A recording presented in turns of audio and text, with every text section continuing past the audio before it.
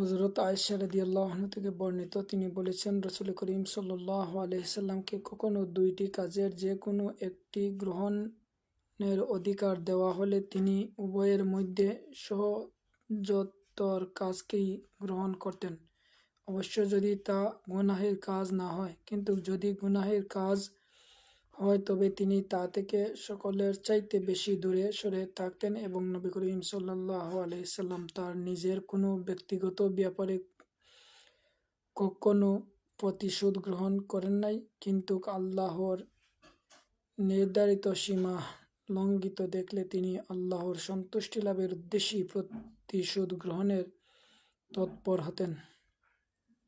আদাবুল মুফরাদ। হাদিসটি থেকে নবী করিম সাল্লাল্লাহু আলাইহি ওয়াসাল্লামের জীবনের কর্মনীতি সুস্পষ্টভাবে বুঝতে পারা যায়।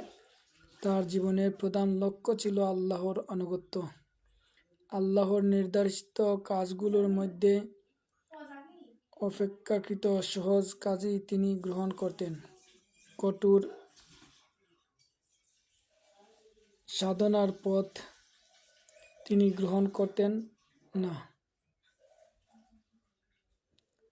কঠোর কৃত্য সাধনার পথ তিনি গ্রহণ করতেন না। কেবল কৃত্য সাধনা করতে পারলেই আল্লাহর নামে কেবল কষ্ট স্বীকার করলেই আল্লাহর সন্তুষ্টি লাভ করা যায় বলে যারা মনে করে তাদের ভুল স্পষ্ট। বস্তুত তাদের এই কর্মনীতি আর যাই হোক নবী চরিত্রের অনুসারী নয়, বরং একে পরিষ্কার ব্রাহ্মণ্যবাদ বলা যেতে পারে। পক্ষান্তরে কাজ সহজ হলেই যে তিনি তা করতে উদ্যোগী হতেন, তাতে পাপ হয় না পুণ্য হয় সেদিকেই লক্ষ্য দিতেন না এমন কথাও নয়, বরং সেই সহজ কাজ করলে যদি আল্লাহর নাফরমানি হওয়ার আশঙ্কা দেখা দেয় তবে তা তিনি কিছুতেই করতেন না। নবী করিম সাল্লাল্লাহু আলাইহি ওয়াসাল্লাম ব্যক্তি স্বার্থ, ব্যক্তিগত হিংসা ও প্রতিশোধ স্পৃহার বশবর্তী হয়ে কখনো কাজ করতেন না, বরং প্রতিটি কাজই করতেন আল্লাহর সন্তুষ্টি লাভের উদ্দেশ্যে, তার আনুগত্য করার উদ্দেশ্যে। তার অপর কেউ আক্রমণ করলে তিনি এর প্রতিশোধ গ্রহণে উদ্যোগী হন নাই, কেননা এটি নিতান্তই ব্যক্তিগত ব্যাপার। কিন্তু তাই বলে তিনি কখনো আল্লাহর নির্ধারিত সীমা লঙ্ঘিত হতে দেখলে প্রস্তুত হন নাই। সেইরূপ হতে দেখলে তখনই তিনি এর প্রতিশোধ গ্রহণের জন্য ঝাঁপিয়ে পড়েছেন। বস্তুত এটি হলো প্রত্যেক মুমিনের জন্য আদর্শ চরিত্র ও কর্মনীতি। সাহাবাদের চরিত্রে এই আদর্শ পুরোপুরিভাবে প্রতিফলিত হয়েছে। হযরত আলী রাদিয়াল্লাহু আনহু এর একটি ঘটনা এই ক্ষেত্রে স্মরণীয়। তিনি এক দুর্ধর্ষ শত্রুকে ধরে মেরে ফেলার জন্য উদ্যত হয়েও শুধু এই জন্য ছেড়ে দিয়েছেন যে শত্রুটি তার মুখে থুতু দিয়েছিল, কেননা তখন তাকে হত্যা করলে নিজেরই কোনো প্রতিশোধ গ্রহণের স্পৃহাকে চরিতার্থ করা হতো। একমাত্র আল্লাহর সন্তুষ্টির জন্যই তাকে হত্যা করা হতো না, আর এমন কাজ কখনো ঈমানদার ব্যক্তি করতে পারে না। অন্য একটি হাদিসে আবি আমির ইবনে আবি মালিক আশআরী রাদিয়াল্লাহু আনহু সামি'a আন-নবী সাল্লাল্লাহু আলাইহি ওয়াসাল্লাম ইয়াকুলু লা ইয়াকুনান্না মিন উম্মতি আকওয়ামুন ইয়াস্তাহিল্লুনাল হাজ্জা ওয়াল হারিবা ওয়াল খাসরা ওয়াল সারিফ।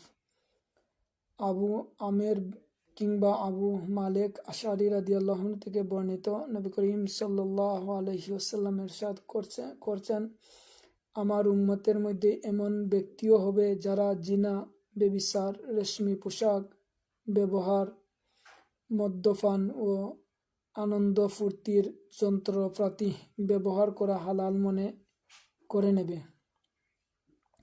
ইসলামী জীবন ব্যবস্থাকে নিজের জীবনাদর্শ হিসেবে গ্রহণ করে নাই।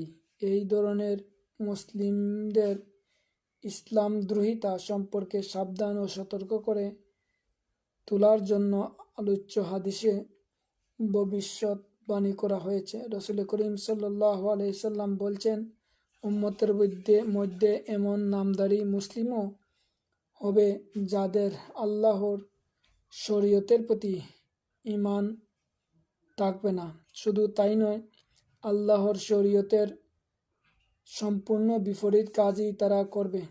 আল্লাহর শরীয়ত যা হারাম ও সম্পূর্ণ নিষিদ্ধ ঘোষিত হয়েছে তাকেই তারা হালাল, সঙ্গত, বৈধ বলে মনে করবে এবং তা বন্ধ করার পরিবর্তে সমাজ ক্ষেত্রে তা চালু করবে।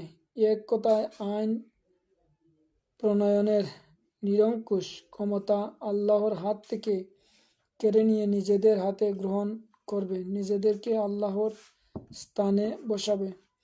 বস্তুত ইসলামের কোনো কিছুকেই হালাল বা হারাম ঘোষণা করার, আইন রচনা করার অধিকার চূড়ান্তভাবে আল্লাহর নির্দিষ্ট। মানুষের কর্তব্য আইন রচনা করা নয়, আল্লাহর রচিত আইন পালন ও জারি করা মাত্র। এমনকি রাসূল করিম সাল্লাল্লাহু আলাইহি ওয়াসাল্লাম এরও কোনো ব্যক্তিগত ক্ষমতা বা অধিকার নাই কোনো জিনিসকে হালাল এবং কোনো জিনিসকে হারাম ঘোষণা করার।